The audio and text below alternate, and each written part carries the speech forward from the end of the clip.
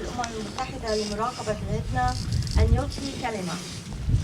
Chief of Staff, distinguished guests, ladies and gentlemen, Hadrat Zubat al-Quwat al-Musala al-Lubnaniya wa Hadrat Adiyuf al-Lubnaniya al-Kiram Siddiqui.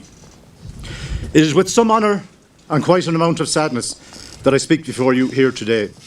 We are here to remember with pride the ultimate sacrifice paid by Wolf, Du, Hans-Peter and Jarno, while they were deliberately taken from us while endeavouring to bring peace to this wonderful country that we have all come to know and love. Nah. The 25th of July started off like any other previous day during the war, with shelling and more shelling. At that stage, OGL was operating at 75% of its strength, having lost one patrol base in Maruna Ras, in which Captain Roberto Ponzo sustained serious injuries. Separately, Captain Bettina Stansfield, while leading a patrol from Khiam to Tyr, also sustained serious injuries.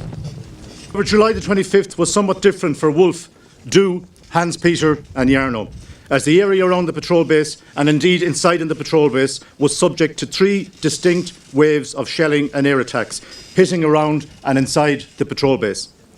The increasing intensity of the hits on the patrol base resulted in numerous calls by Chief of Staff UNSO, Force Commander UNIFIL and the highest levels at UN headquarters in New York to the Israeli authorities to refrain from targeting the base.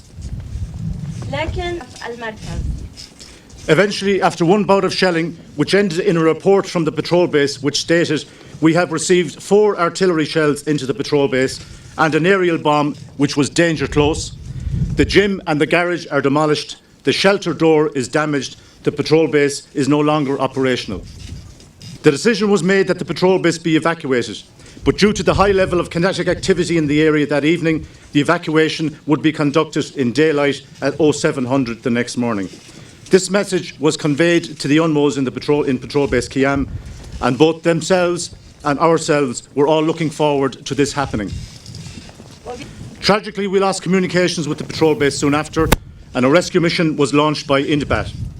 In patrol base Mar, we could only listen to the communications chatter on the Indian net with increasing concern until we heard them transmit, "We have found the body of a Chinese officer."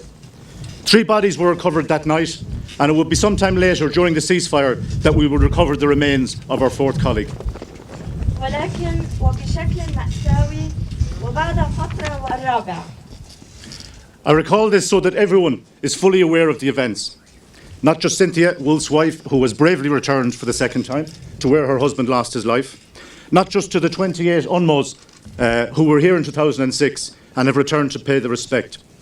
Not just to the current members of UNSO and UNIFIL trying to bring peace to this country, but also to our friends and colleagues here in Lebanon, both civilian and military, who unfortunately have suffered for much longer than us.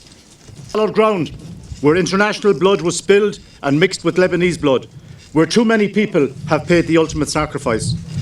I ask you all, as the sun goes down over El Khiam, to remember the realities of war, the realities of serving in the just cause of peace, and why it is important that men and women continue to do so.